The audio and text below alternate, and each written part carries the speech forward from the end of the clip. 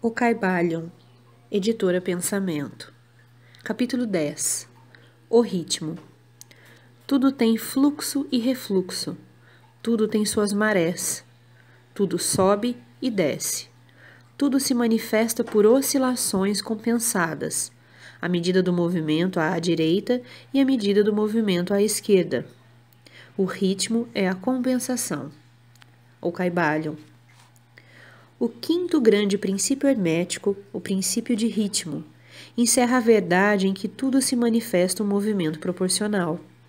Um movimento de um lugar para outro, um fluxo e refluxo, um movimento para diante e para trás, um movimento semelhante ao do pêndulo, uma maré baixa e uma maré alta, entre os dois polos que se manifestam nos planos físico, mental e espiritual. O princípio de ritmo está em relação com o princípio de polaridade descrito no capítulo precedente. O ritmo se manifesta entre os dois polos estabelecidos pelo princípio de polaridade.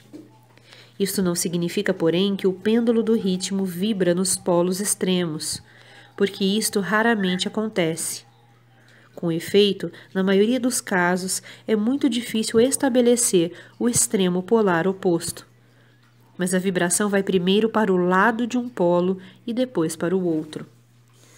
Há sempre uma ação e uma reação, uma marcha e uma retirada, uma alta e uma baixa, manifestada em todos os tons e fenômenos do universo.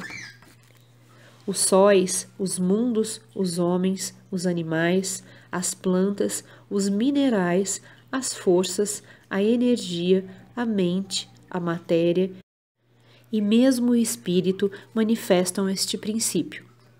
O princípio se manifesta na criação e destruição dos mundos, na elevação e queda das nações, na vida histórica de todas as coisas e, finalmente, nos estados mentais do homem.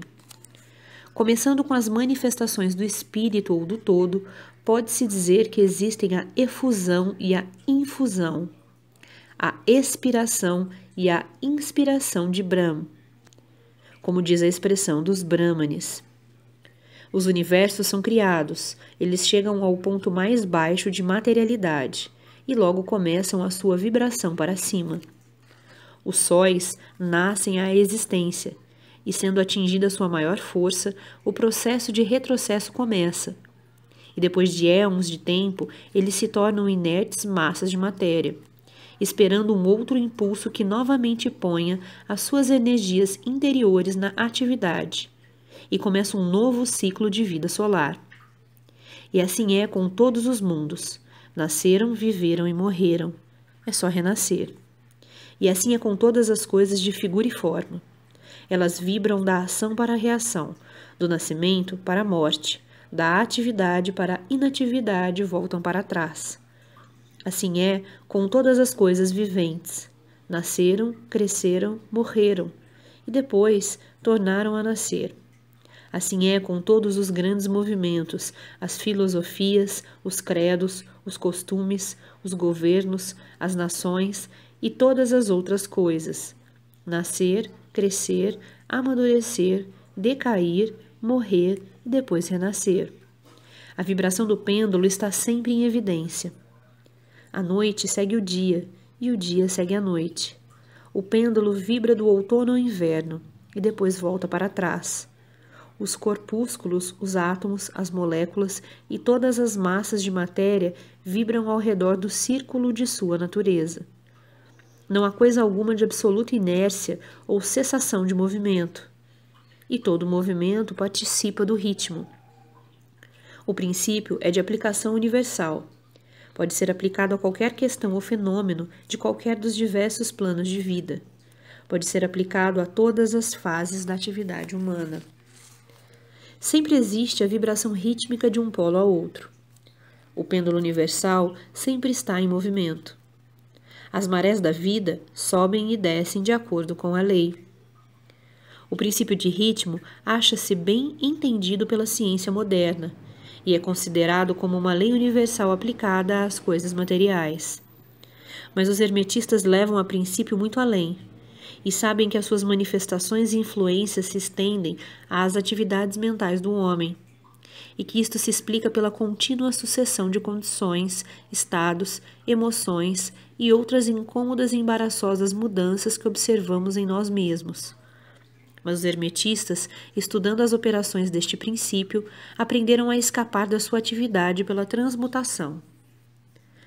Os mestres hermetistas há muito tempo descobriram que, conquanto o princípio do ritmo seja invariável e sempre esteja em evidência nos fenômenos mentais, ainda existem dois planos de sua manifestação, tanto quanto os fenômenos mentais estão incluídos.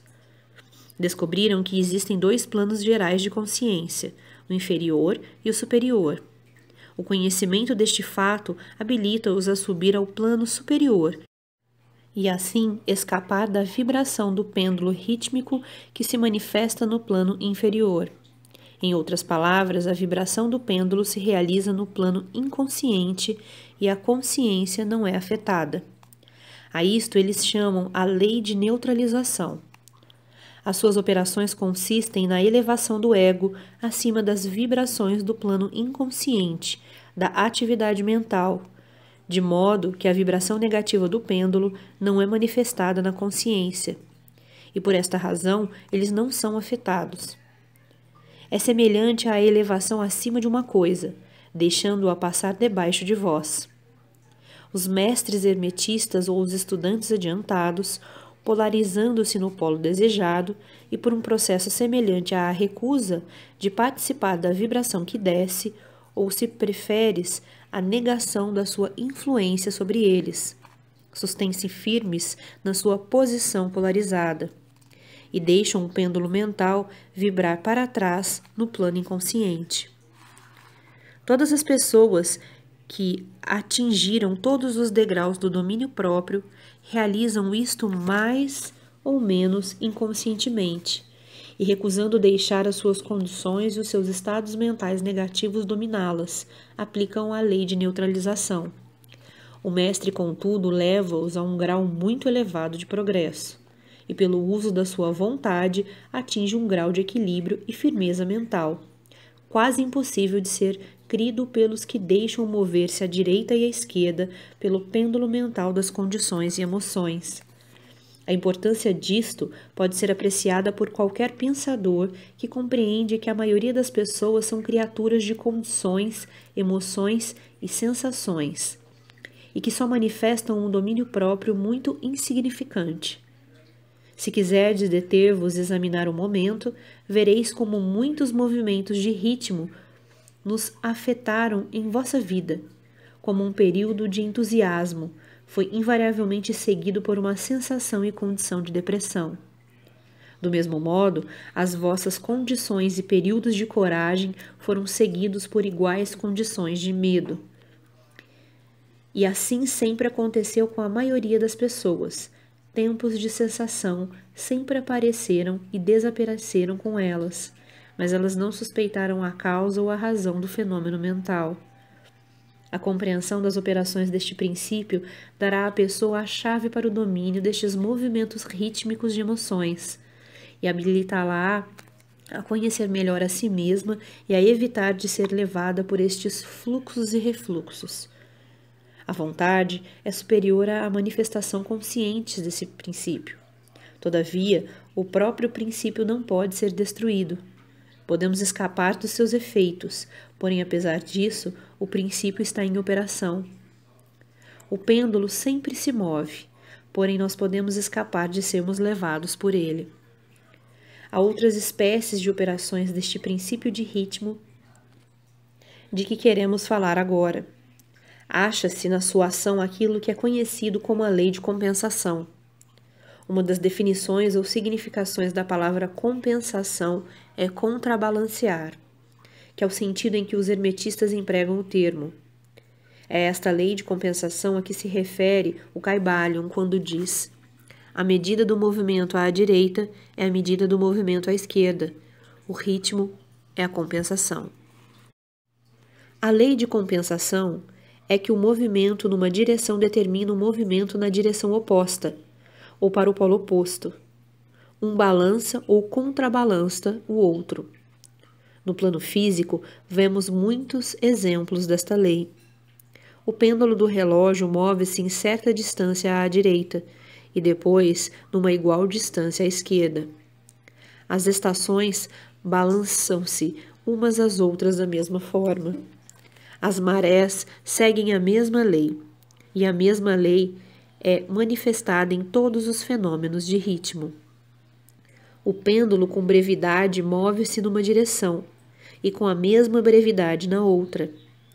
Um movimento extenso à direita representa invariavelmente um movimento extenso à esquerda. Um objeto atirado para cima a uma certa altura tem uma igual distância para atravessar na volta. A força com que um projétil é arremessado 1 milha para cima é reproduzida quando o projétil volta à Terra. Esta lei é constante no plano físico, como vos mostrará uma referência às autoridades modelo. Porém, os hermetistas levam isso muito mais longe. Eles ensinam que os estados mentais de um homem estão sujeitos à mesma lei. O homem que goza sutilmente está sujeito a sofrimentos sutis, ao passo que aquele que sente poucas penas só é capaz de sentir pouco gozo. O porco sofre, porém muito pouco mentalmente, e também goza muito pouco. É compensado. E do outro lado temos outros animais que gozam sutilmente, mas cujo organismo nervoso e temperamento lhes faz sofrer esquisitos graus de penas. E assim é com o homem. Existem temperamentos que permitem um grau muito inferior de gozo, e igualmente um grau inferior de sofrimento, enquanto que há outros que permitem um gozo mais intenso, mas também um sofrimento mais intenso. A verdade é que a capacidade para o sofrimento ou gozo é contrabalanceada em cada indivíduo. A lei de compensação está aí, em constante operação. Contudo, os hermetistas ainda vão mais além neste assunto. Eles ensinam que antes que alguém possa gozar um certo grau de prazer, deverá ter movido proporcionalmente para o outro polo da sensação. Dizem, contudo, que o negativo é procedente do positivo. Nesta questão, quer dizer que, experimentando um certo grau de prazer, não se segue que se deverá pagar por isso com um grau correspondente de sofrimento. Pelo contrário, o prazer é um movimento rítmico concordando com a lei de compensação. Para um grau de sofrimento precedentemente experimentado na vida presente ou numa encarnação precedente. Isto traz nova luz sobre o problema do sofrimento. Os hermetistas consideram a cadeia das vidas como contínua e como formando parte de uma vida do indivíduo, de modo que, por conseguinte, o movimento rítmico por esta forma é compreendido, enquanto que não teria significação sem que fosse admitida a verdade da reencarnação. Porém, os hermetistas pregam que o mestre ou o estudante adiantado está habilitado, em grau elevado, a escapar o movimento para o sofrimento, pelo processo de neutralização antes mencionado. Elevando-se ao plano superior do ego, muitas das experiências que acontecem aos que vivem num plano inferior são evitadas e escapadas. A lei de compensação toma uma parte importante nas vidas dos homens e das mulheres. É sabido que geralmente uma pessoa paga o preço de tudo o que possui ou carece. Se tem alguma coisa, carece de outra. A balança é equilibrada. Ninguém pode guardar o seu dinheiro e ter uma migalha de pão ao mesmo tempo. Todas as coisas têm os seus lados prazenteiro e desprazenteiro. As coisas que se ganham são sempre pagas pelas coisas que se pedem. O rico possui muito do que falta ao pobre, ao mesmo tempo que o pobre também muitas coisas que estão fora do alcance dos ricos.